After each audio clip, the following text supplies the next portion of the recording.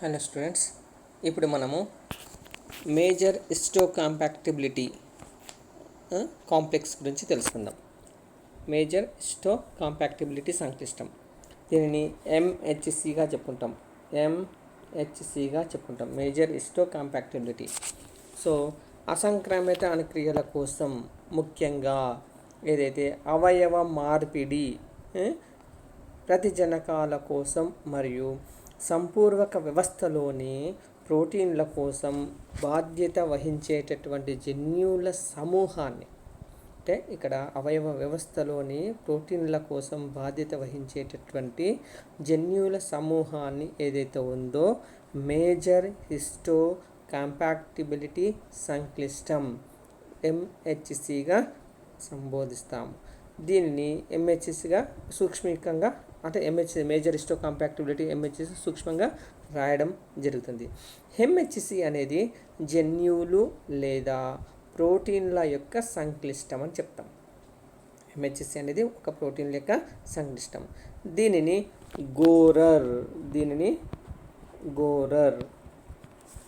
గోరర్ అనేటటువంటి శాస్త్రవేత్త కనిపెట్టడము జరిగింది. మేజర్ హిస్టో కాంపాక్టిబిలిటీ సంక్లిష్టం ఇది యొక్క ప్రోటీన్లని అనేది ఉత్పన్నం చేయడం జరుగుతుంది. ఎంహెచ్సి అనేది ముఖ్యంగా ఎంహెచ్సి ప్రోటీన్ డెలివరీని చేస్తుంది, ఉత్పత్తిని చేస్తుంది. ఇది ప్రోటీన్లని ఏదైతే ఉందో ప్రోటీన్లో ఉన్నటువంటి ప్రోటీన్ అణువులను ఉత్పత్తి చేయడం మరియు అణువుల యొక్క కేంద్రక సహిత కణాల యొక్క త్వచం ఉపరితలంపై ఉండడం జరుగుతుంది. ఈ అణువుల యొక్క కేంద్రక సహితంగా ఉన్నటువంటి కణాల యొక్క ఉపరితల త్వచంపై ఉండడం జరుగుతుంది. అదేవిధంగా రక్తం సీరంలో కూడా ఉంటుంది. ఇది యొక్క రేణుక కణ సహితమైనటువంటి కేంద్రక కణ త్వచంపై ఉండడంతో కణాల త్వచంపై ఉండడమే కాకుండా రక్తంలో ఉన్నటువంటి సిరం యొక్క కణాలలో కూడా ఉండడం జరుగుతుంది. ఈ అణువులు అల్లోగ్రాఫిక్ రిజెక్షన్ మరియు అసంక్రమ్యతను గుర్తించడం కోసం ఉపయోగించడం జరుగుతుంది. ముఖ్యంగా అల్లోగ్రాఫిక్ రిజెక్షన్ ఏదైతే అవయవ తిరస్కరణ అంటాం. సో ఈ అవయవ తిరస్కరణ లోపల మనం ఉపయోగించడం జరుగుతుంది. సాధారణంగా ఒక వ్యక్తి నుంచి ఒక వ్యక్తికి కణజాలము లేదా అవయవాన్ని మార్చడాన్ని ట్రాన్స్ప్లాంటేషన్ అంటాం. ఒక వ్యక్తి నుంచి మరో వ్యక్తికి కణజాలము లేదా అవయవాన్ని మార్చడాన్ని ట్రాన్స్ప్లాంటేషన్ లేదా అంటుకట్టడం అంటాం. ట్రాన్స్ప్లాంటేషన్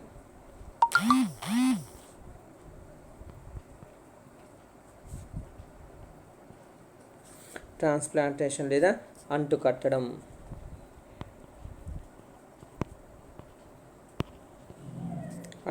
అంటున్నాం. సో అంటుకట్టడం ఏ విధంగా మొక్కలు అంటుకట్టడం అంటే అదేవిధంగా చెప్పుకోవచ్చు. లేదా ప్రతిరోహణ అంటాం. ట్రాన్స్ప్లాంటేషన్, అంటుకట్టడం లేదా ప్రతిరోహణ అంటాం. ఈ ప్రతిరోహణ చేయడం వలసినటువంటి కణజాలము లేదా అంగాన్ని ప్రతిరోపితం లేదా అంటుకట్టు లేదా గ్రాఫ్ట్ అని కూడా అంటారు. ప్రతిరోపితం దానం చేసేటటువంటి వ్యక్తి దానిని దాత లేదా ప్రతిరోపితం అంటాం. అంటే దానం చేసేటటువంటి దానిని ప్రతిరోపితం లేదా దానం లేదా చేసే వ్యక్తిని దాతగా చెప్పుకుంటాము. సో స్వీకృత అంటే దానం చేసేవాడు దాత, ప్రతిరోపితం. స్వీకరించే వ్యక్తిని గ్రహీత అనిగా చెప్పుకుంటాం. స్వీకృత లేదా గ్రహీత అని అంటాం. అదేవిధంగా ఇక్కడ మనం ఏదైతే గోగర్ అనేటువంటి శాస్త్రవేత్త ప్రకారం మేజర్ హిస్టో కాంపాక్టిబిలిటీ సంక్లిష్టాన్ని లేదా ఉత్పత్తి చేస్తుందని చెప్పడం జరిగిందో, అలాగే మెడ్వర్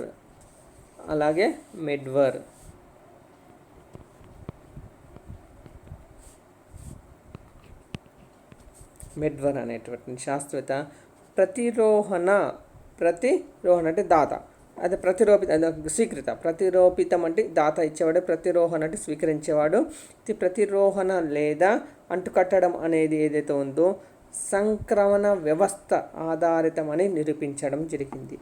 సంక్రమణ వ్యవస్థ ఆధారంగా ఉంటుందని నిరూపించడం జరిగింది. దాత మరియు స్వీకృత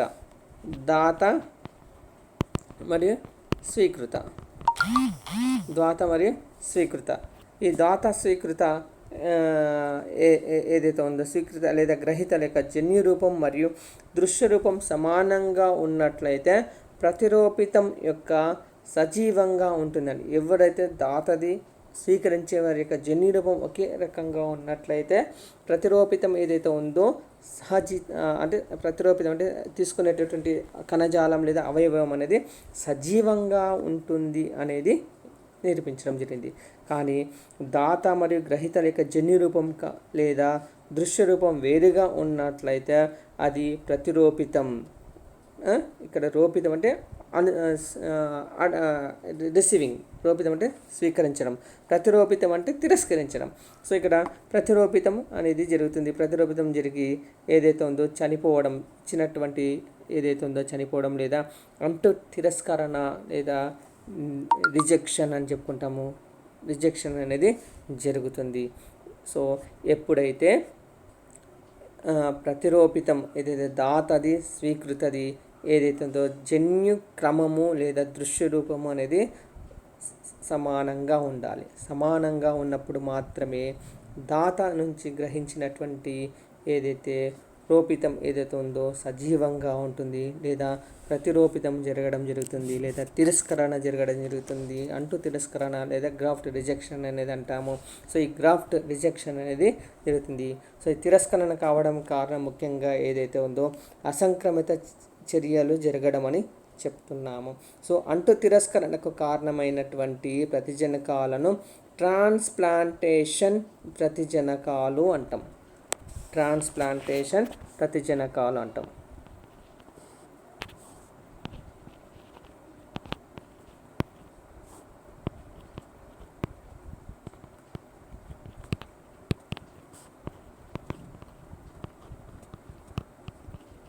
ట్రాన్స్ప్లాంటేషన్ ప్రతిజనకాలు అంటాం లేదా హిస్టోకాంపాక్టిబిలిటీ ప్రతిజనకాలు. అంటూ తిరస్కరణమై కారణమైనటువంటి ప్రతిజనకాలు. అంటూ తిరస్కరణకు గుర్తుపెట్టుకోండి, అంటూ తిరస్కరణకు కారణమైనటువంటి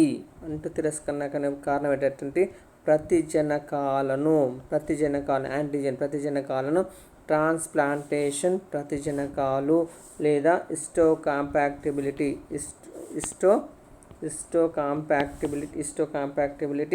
ప్రతిజనకాలుగా చెప్పుకుంటున్నాం. ఎంహెచ్సిగా చెప్పుకుంటున్నాం. మేజర్ హిస్టోకాంపాక్టిబిలిటీ ప్రతిజనకాలు చెప్పుకుంటాం. కాకపోతే ఎంహెచ్సి అనేది అన్ని క్షీరదాలలో ఉంటుంది. కాకపోతే ఎలుకలలో ఉండేటటువంటి ఎంహెచ్సిను మానవుల్లో ఉన్నటువంటి హిస్టోకాంపాక్టిబిలిటీ ఎంహెచ్సి అంటున్నాం. కాకపోతే ఎలుకలలో ఉండేటటువంటి ఎంహెచ్సిను H2గా అని అంటారు. అదే మానవులలో ఉండే ఎంహెచ్సిను HLA కూడా అని చెప్తాం. ఇక్కడ మనం చెప్పుకున్నాం HLA అని. ఇక్కడ తీసుకునే దాంట్లో మనం HLAనే చేసుకున్నాం. HLAనే చెప్తున్నాం. HLA హ్యూమన్ ల్యూకోసైట్ యాంటీజెన్స్ అని కూడా అంటాం. హ్యూమన్ ల్యూకోసైట్ యాంటీజెన్స్ అని కూడా అంటాము.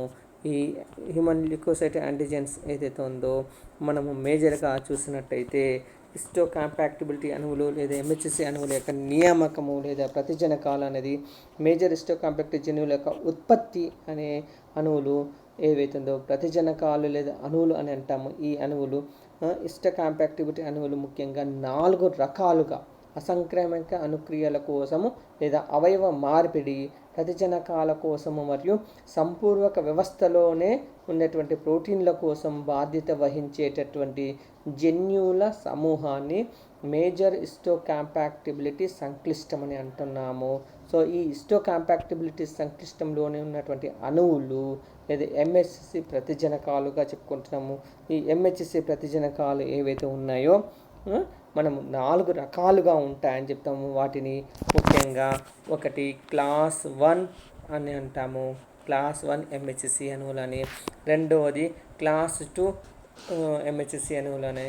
మూడవది క్లాస్ 3 ఎంహెచ్సి అణువులని. నాలుగవది క్లాస్ 4 ఎంహెచ్సి అణువులని చెప్పుకుంటాం.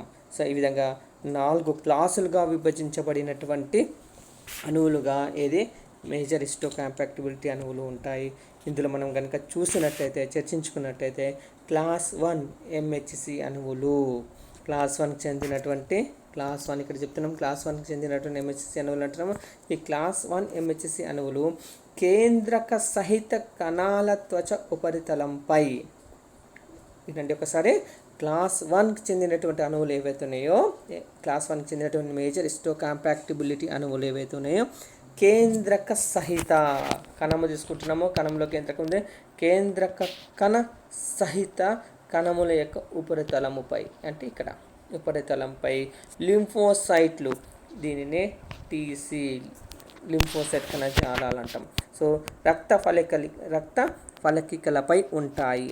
మానవునిలో ఈ ప్రతిజనకాలను ఏవైతే ఉందో హ్యూమన్ ల్యూకోసైట్ యాంటీజెన్స్ HLAగా పిలవడం జరుగుతుంది.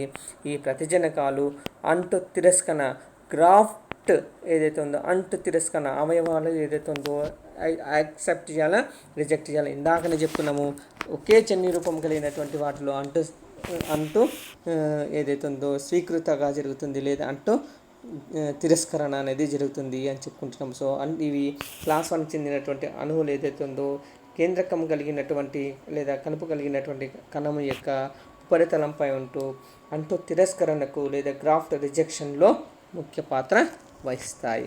అలాగే రెండవది చెందినటువంటి క్లాస్ 2 అణువులు కనుక చూస్తున్నట్టయితే ఇవి ఏవైతుందో ముఖ్యంగా టీహెచ్ కణాలు ఉన్నటువంటి మ్యాక్రోఫేజ్ కణాలు, టీహెచ్లో ఉన్నటువంటి కణాలు లేదా మ్యాక్రోఫేజ్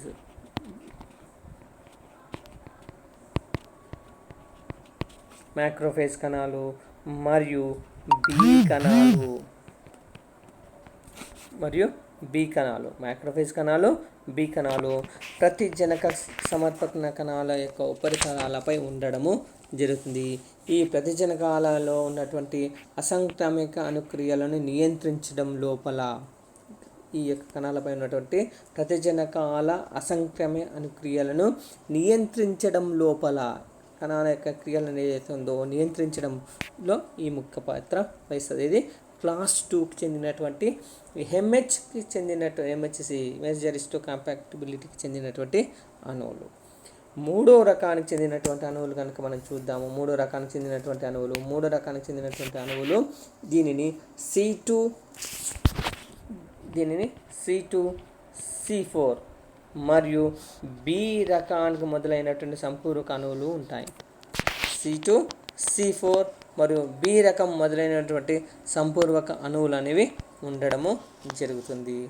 నెక్స్ట్ నాలుగో క్లాస్ చెందినటువంటి వాటిలో చూసినట్టయితే ఇక్కడ ఇవి ప్రతిజనకాలు ఏవైతే ఉన్నాయో ల్యూకేమియా టీ సెల్స్, అదేవిధంగా టెలా అనే కణం యొక్క ఉపరితలంపై చూస్తాము. సో లికోసైట్స్ టీ కణాల యొక్క టెలా ఉపరితలంపై, టీ సెల్స్ యొక్క టెలా యొక్క ఉపరితలంపై, అదే మాదిరిగా పరిణితి చెందనిటువంటి థయోసైట్లపై మనం చెప్పుకున్నాం. థయోసైట్స్ ఎక్కడ ఏర్పడుతున్నాయి? థైరాయిడ్ గ్రంథిలో ఉన్నటువంటి థైమస్ నుంచి థైమోసిన్ అనేటువంటి హార్మోన్ నుంచి టీ సెల్స్, బి సెల్స్గా ఇది అయిపోతుంది చెప్పుకున్నాం మనం. First primary lymphoid organs, secondary lymphoid organs చెప్పుకునేటప్పుడు ఈ లింఫాయిడ్ ఆర్గన్స్లో ఉన్నటువంటి ముఖ్యంగా లింఫాయిడ్ ఆర్గాన్ అయినటువంటి థైరాయిడ్ గ్రంథి థైమోసిన్ ఉంది. థైమోసిన్ హార్మోన్, దీన్ని బాలగ్రంథి అంటున్నాం. సో ఈ అయితే థైమస్ గ్రంథి యొక్క నుండి వేడిపడినటువంటి కణాలు టీ సెల్స్ చెప్తున్నాం. ఈ కణాల యొక్క ఉపరితలంపై ఉన్నటువంటి థైమోసిన్లో ఉన్నటువంటి ఉపరితలంపై ఇవి ఉండడం జరుగుతుంది. సో ఈ యొక్క కణం మనం కనుక చూసినట్టయితే ఇలా గుండ్రంగా ఉన్నట్టు దానిపైన మనము చూసినప్పుడు కణం ఇది ఏదైతే ఉందో ఇది కణము, దీని యొక్క ఉపరితలం మనం చూస్తున్నాం. అలా ఇది ఉపరితలంగా చెప్పుకుందాం. కణం పైన ఉపరితలము, ఈ కణత్వచం అనగా ఇది కణత్వచం అని చెప్పుకుందాము. కణత్వచము మధ్యలో ఉన్నటువంటి కేంద్రకం అని చెప్తున్నాము. అలాగే దీనిపైనటువంటి అణువులు ఏవైతే ఉన్నాయో ఇలా పైన కణం యొక్క ఉపరితలం పైన చూసినట్టయితే MHC మేజర్ హిస్టోకాంపాక్టిబిలిటీ అణువులు అనేవి లేదా MHC ప్రతిజనకాలు అనేవి కనబడుతుంది. దేహం పైనటువంటి హిస్టోకాంపాక్టిబిలిటీ అణువులు మనం ఇలా కణంపై ఉపరితలంపై చూస్తున్నాం, కేంద్రక సహితం కలిగినటువంటి కణాలపైన. సో ఇక్కడ మనము చర్చించుకుందాం ఒకసారి ఏంటిది హిస్టోకాంపాక్టిబిలిటీ. ఎందుకు చూసినట్టు హ్యూమన్ ఏదైతే హ్యూమన్ ల్యూకోసైట్ యాంటీజెన్ సంక్లిష్టం అంటున్నాము. హ్యూమన్ ల్యూకోసైట్ యాంటీజెన్ ఏదైతే ఉందో సంక్లిష్టమో, మానవునిలోని మేజర్ హిస్టోకాంపాక్టిబిలిటీ సంక్లిష్టంని హ్యూమన్ ల్యూకోసైట్ యాంటీజెన్ సంక్లిష్టం అంటున్నాం. మానవుల్లో ఉన్నటువంటిది హెచ్ఎల్ఏ కాంప్లెక్స్ అంటున్నాం. దీన్ని హెచ్ఎల్ఏ కాంప్లెక్స్ అని అంటారు. ఈ హెచ్ఎల్ఏ కాంప్లెక్స్ ఏదైతే సంక్లిష్టం అనేది ప్రతిజనకాల యొక్క ఉత్పత్తి కోసం, ముఖ్యంగా ప్రతిజనకాల యొక్క ఉత్పత్తి కోసం ఉపయోగపడే కేంద్రక సహిత కణాలపై, అంటే తెల్ల రక్త కణాలు, కేంద్రక సహిత కణాలపై. సో ఇక్కడ ఈ కేంద్రక సహిత మనకు తెలుసు, మనకి ఎర్ర రక్త కణాలలో కేంద్రకం ఉండదని మనకు తెలుసు. కేంద్రకం ఉండేది తెల్ల రక్త కణాలపై ఉంటుంది. సో తెల్ల రక్త కణాలపై ఉన్నటువంటి కేంద్రక సహిత కణాలపై ఉండేటటువంటి నిర్మాణాత్మక జన్యువుల సమూహం అని చెప్పవచ్చు. హెచ్ఎల్ఏ హ్యూమన్ ల్యూకోసైట్ యాంటీజెన్ సంక్లిష్టం అనేది కేంద్రక సహిత యొక్క కణాలపై ఉపరితలంపై ఉన్నటువంటి నిర్మాణాత్మక జన్యువుల సమూహం.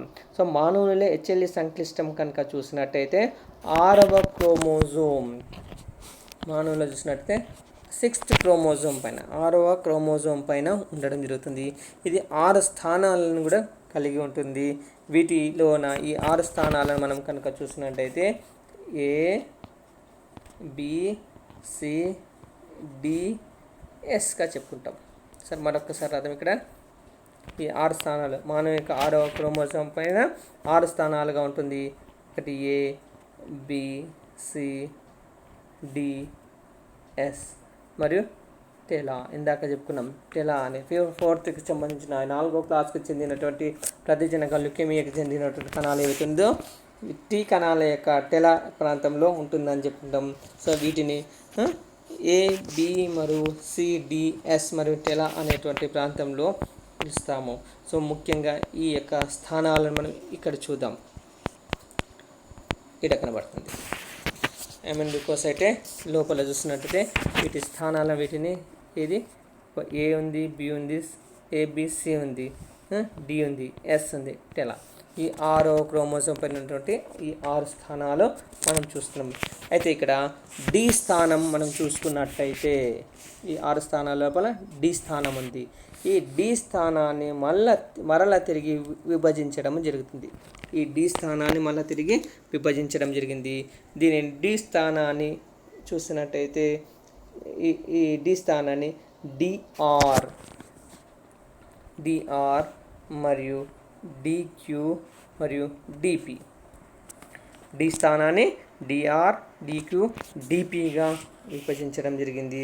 అలాగే ఎస్ స్థానాన్ని కనుక చూసినట్టయితే C2 C1గా, C2 C4గా విభజించడం జరుగుతుంది. అలాగే మరియు BCAతో కూడినటువంటి BABC స్థానాలను కలిగినటువంటి క్లాస్ ఏదైతే ఉందో ఈ క్లాస్ ఏదైతే ఫస్ట్ క్లాస్కి చెందినటువంటి జన్యువులు ఇక్కడ ఉంటాయి. ఫస్ట్ క్లాస్కి చెందినటువంటి జన్యువులు BCAకి చెందినటువంటి జన్యువులు ఏదైతే ఫస్ట్ క్లాస్కి చెందినటువంటి జన్యువులు ఇక్కడ BCA దగ్గర ఉండడం జరుగుతుంది. ఈ జన్యువులు కేంద్రక సహిత కణాల యొక్క ఉపరితలం పైన ఉండేటటువంటి ప్రతిజనకాల ఉత్పత్తి కోసం, ఈ జన్యువులు కేంద్రక సహిత కణాల ఉపరితలం పైన ఉండేటటువంటి ప్రతిజనకాల ఉత్పత్తి కోసం తోడ్పడతాయి లేదా ఉపయోగపడతాయి. ఈ ప్రతిజనకాలు ప్రతిరోహణ లేదా దీనిని ట్రాన్స్ప్లాంటేషన్ అనేటువంటి అంటాము. సో ఈ ప్రతిరోహణ చర్యలు లేదా ట్రాన్స్ప్లాంటేషన్ చర్యలకు కారణం అవుతుంది అని చెప్పవచ్చు. అందువలన ఈ ప్రతిజనకాలని ప్రతిరోహణ ప్రతిజనకాలుగా చెప్పుకుంటాం. ఇక్కడ ఉన్నటువంటి కణాలని ప్రతిరోహణ ప్రతిజనకాలు అని చెప్తాం. సో ట్రాన్స్ప్లాంటేషన్లో తోడ్పడుతుంది కాబట్టి ప్రతిరోహణ ప్రతిజనకాలు అంటాం. ఏది BCA దగ్గర ఉన్నటువంటి జన్యువులు. ఓకే, ఇది ఫస్ట్ క్లాస్కి చెందినటువంటి జన్యువులు అని చెప్తాం. నెక్స్ట్ కనుక చూసినట్టయితే ఆ తర్వాత ఉన్నటువంటి ప్రాంతం లోపల ఉన్నటువంటిది మనము డి చెప్పుకున్నాము, ఎస్ అయిపోయింది, ఇది BCA అయిపోయింది. అలాగే ఇక్కడ ఇంకొకటి చూద్దాం, DR, DQ, DP అని చెప్పుకున్నాం. రైట్, ఒక్క సెకండ్.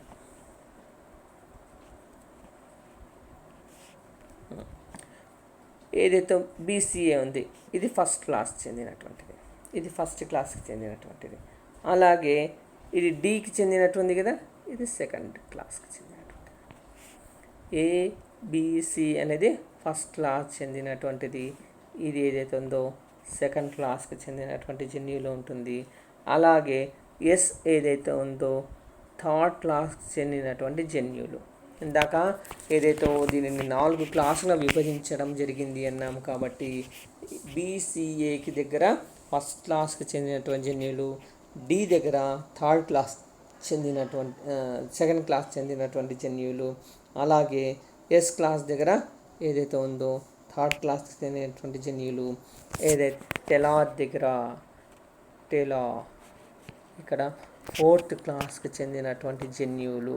సో ఈ ప్రతిజనకాలతో ఉన్నటువంటి లుకేమియా కణాలపై ఉన్నటువంటి టీ కణాలపై ఉన్నటువంటి ఈ టెలా అనేది పరిణితి చెందినటువంటి కణాలపై ఉంటుంది. ఈ టెలా స్థానాన్ని క్లాస్ 4 చెందినటువంటి జన్యువులు అంటాం. ఈ టెలా స్థానాన్ని ఏదైతే ఉందో క్లాస్ 4 చెందినటువంటి జన్యువులు అంటాం. ఇవి లుకేమియా టీ కణాలు మరియు పరిణితి చెందని థైమోసైట్లతో సంబంధాన్ని కలిగి ఉంటుంది. పరిణితి చెందని లేదా థైమోసైట్లతో సంబంధాన్ని కలిగి ఉంటుంది. ఎస్ క్లాస్కి చెందినటువంటి చెప్తున్నాము. ఇది ఎస్ క్లాస్ వచ్చేసరికి మనం ఇది థర్డ్ క్లాస్కి చెందినటువంటి జన్యువులు ఉంటాయని చెప్తున్నాము. ఎస్ క్లాస్ లోపల థర్డ్ క్లాస్కి చెందినటువంటి జన్యువులు ఉంటాయని చెప్తున్నాము. దీనిని C2 C4గా మరియు బి రకానికి చెందినటువంటి కణాల యొక్క సంపూర్వక స్థానాలను క్రమపరచడం జరుగుతుంది. అలాగే ఇది బి రకానికి చెందినట్టే, ఇది బి కారకానికి చెందినటువంటి సంపూర్ణ కణాల యొక్క స్థానాలతో క్రమపరచడం అనేది ఏదైతే ఉందో ఈ యొక్క థర్డ్ క్లాస్ అనే అణువులో నిర్వర్తించడము జరుగుతుంది. సో ముఖ్యంగా బి కారకంకు మొదలైనటువంటి సంపూర్వక అణువులనే బి కారకానికి చెందినటువంటి సంపూర్వక అణువులు అనేవి ఈ యొక్క థర్డ్ క్లాస్ ఎస్ దగ్గర ఉండడం జరుగుతుంది. ఓకే, అలాగే ఇక్కడ మరొక చిన్న విషయం, క్లాస్ 2కి చెందినటువంటి జన్యువులు. క్లాస్ 2కి చెందినటువంటి జన్యువులు ఏదని చెప్పుకున్నాం మనం ఇక్కడ డీకి చెందినటువంటి జన్యువులనే క్లాస్ 2కి చెందినటువంటి జన్యువులుగా చెప్తున్నాం. సో ఈ స్థానంలో ఉన్నటువంటి డి స్థానంలో ఉండేటువంటి ముఖ్యంగా డిపి, డిక్యూ, డిఆర్ అనేటువంటి జన్యువులు ఏదుందో ఐఏ జన్యువులు అనగా ఇమ్యూన్ అసోసియేటెడ్ జీన్స్ అంటాం. ఇక్కడ ఐఏ ఇమ్యూన్ అసోసియేటెడ్ జీన్స్ అంటే ఇక్కడ అసంక్రామ్యత సంబంధిత జన్యువులు ఏవైతే ఉన్నాయో ఇక్కడ మనం చూడవచ్చు, ఇక్కడ ఉంటాయి. కాబట్టి ఇవి బి కణాలు, టీ కణాలు మరియు స్థూల భక్షక కణాల యొక్క ఉపరితలంపై ఉండి ప్రతిదేహాలను ఏదైతే ఉందో గుర్తించగలుగుతాయి. కావున వీటిని ఐఏ జన్యువులు అని అంటాము. ఇవి అసంక్రామిత ప్రతిచర్యలు లేదా ప్రతిస్పందనలను లేదా దీనిని ఇమ్యూన్ రెస్పాన్సెస్ అని అంటాము. ఇమ్యూన్ రెస్పాన్సెస్ని ఏవైతే నియంత్రించడం అనేది జరుగుతుంది. ఇమ్యూన్ యొక్క రెస్పాన్సెస్ని నియంత్రించడము జరుగుతుంది. ఇది డి దగ్గర ఉన్నటువంటి సెకండ్ క్లాస్ చెందినటువంటి జన్యువుల లోపల. మరొకసారి ఏ స్థానంలో ఉన్నటువంటి 3వ రకపు జన్యువులు ఇవేవుతుందో కాంప్లిమెంట్ వ్యవస్థలోని కాంప్లిమెంట్ లేదా ప్రతికృతిని నిర్ధారిస్తాయి. ముఖ్యంగా C4 C2 ఇక్కడ ఉన్నటువంటి C4 C2 మరియు బికి చెందినటువంటి కాంప్లిమెంట్లు అనేవి ఏవైతే ఉన్నాయో నిర్ధారించడం జరుగుతుంది. సో ఇవి ఏవైతే పూర్తిగా మనం చూసినట్టయితే కణజాల యొక్క పునఃస్థాపనకు తోడ్పడతాయి. మొత్తం కలిసి టెలా ప్రాంతంలో ఉన్నటువంటి కణాలు ఏవైతే ఉన్నాయో కణజాల యొక్క పునఃస్థాపనకు తోడ్పడము జరుగుతుంది. నెక్స్ట్ అయితే చూసినట్టయితే దీని యొక్క విధులు చూద్దాం. MCH యొక్క విధులు, మేజర్ హిస్టోకాంపాక్టిబిలిటీ యొక్క విధులను చూద్దాము. హ్యూమన్ ల్యూకోసైట్ యాంటీజెన్ ఏవైతే ఉన్నాయో యాంటీజెన్ ఏదైతే ఉందో ఉత్పత్తి అనేది ఇవి కేంద్రక సహిత కణాలపై ఉంటుంది. MHC అనేది ఉత్పత్తి అనేది ముఖ్యంగా కేంద్రక సహిత కణాలపై ఉండడం జరుగుతుంది. అసంక్రామ్య అనుబంధ ప్రతిజనకాలను ఉత్పత్తి చేయడంలో అసంక్రామ్య అనుబంధ ప్రతిజనకాలను ఉత్పన్నం చేయడంలో తోడ్పడతాయి. అలాగే ఇవి బి కణాలు, మ్యాక్రోఫేజ్లు ప్రతిజనక సమర్పణలపై ఉండడం జరుగుతుంది. అలాగే ఇక్కడ C4, C2 జన్యువులు మరియు బి కారకం లాంటి సంపూర్వక ప్రోటీన్ల లాంటివి ఏవైతే ఉన్నాయో వాటి స్థానం లోపల MHC జన్యువులు ఏవైతే ఉన్నాయో నియంత్రించడం జరుగుతుంది. ఇందాక మనం చెప్పుకున్నాం జరిగింది క్లాస్ 3 లోపల C4, C2 దగ్గర ఉన్నటువంటి మరియు బి కణాల లాంటి సంపూర్వక ప్రోటీన్స్ ఏవైతే ఉన్నాయో అలాంటి ప్రోటీన్ల స్థాయిని MHC అనేది జన్యువులతో నియంత్రించబడడం జరుగుతుంది. అదేవిధంగా అవయవ మార్పిడి జరిగినప్పుడు MHC అణువులు ఏవైతే ఉన్నాయో దాత అవయవాన్ని పరాయిగా గుర్తించి తిరస్కరిస్తాయి. అవయవ మార్పిడి జరిగినప్పుడు మేజర్ హిస్టోకాంపాక్టిబిలిటీ అణువులు అనేవి ఏవైతున్నాయో దాత అవయవాన్ని పరాయిగా గుర్తించి తిరస్కరిస్తాయి. దీనిని గ్రాఫ్ట్ రిజెక్షన్ అని చెప్తున్నాము. చాలా కారకాలు లేదా వ్యాధులు మరియు ఇన్ఫెక్షన్ల నుండి కూడా రక్షణ కలగ చేయడం లోపల MHC మేజర్ హిస్టోకాంపాక్టిబిలిటీ ముఖ్య పాత్ర లేదా చాలా ఎక్కువ పాత్ర వహిస్తుంది అని చెప్తాము. క్యాన్సర్ లేదా నెక్స్ట్ క్యాన్సర్ వ్యాధి నిర్మూలనలో కూడా లేదా క్యాన్సర్ వ్యాధిని నిర్మూలించుటలో కూడా MHC పాత్ర చాలా ఎక్కువ గలదు. కొన్ని రకాల స్వయం అసంక్రామ్యత వ్యాధులకు మధ్యవర్తిత్వాన్ని వహించడం జరుగుతుంది. అసంక్రామ్యతకు సంబంధించి వరకు ఏదైతే ఉందో MHC అనేది చాలా ఉపయోగపడును. ఇవి ఎలుక దేహంలో బరువు నియంత్రణలో ఈ మేజర్ హిస్టోకాంపాక్టిబిలిటీ ఏవైతే ఉందో ఎలుకలో బరువు నియంత్రణలో మరియు కోళ్ళలో గుడ్ల ఉత్పత్తికి తోడ్పడతాయి. ఎలుకలలో చూసినట్టయితే బరువు నియంత్రించడం కోసము కోళ్ళలో గుడ్ల యొక్క ఉత్పత్తికి తోడ్పడతాయి. సో ఈ విధంగా మనకు ఏదైతే అవయవ సమర్పణ తిరస్కరణ ఈ యొక్క విధిని నిర్వర్తించేది ఏదైతే ఉందో మేజర్ హిస్టోకాంపాక్టిబిలిటీ కాంప్లెక్స్ ఉంటుంది అని చెప్పుకోవచ్చు. Okay, thank you.